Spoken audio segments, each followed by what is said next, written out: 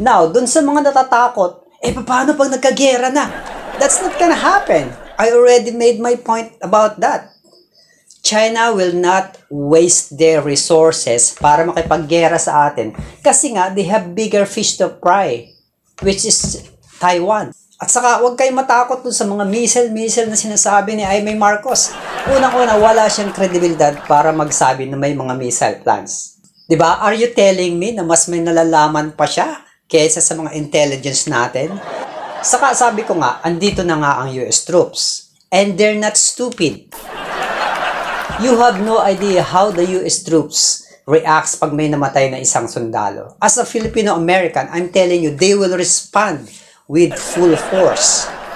While tayo, mayroon tayong sariling diskarte kung paano natin pakitunguhan ng China, sila, pag tungtong pa lang nila dito, nakamonitor na ang lahat ng galaw ng China. They have all the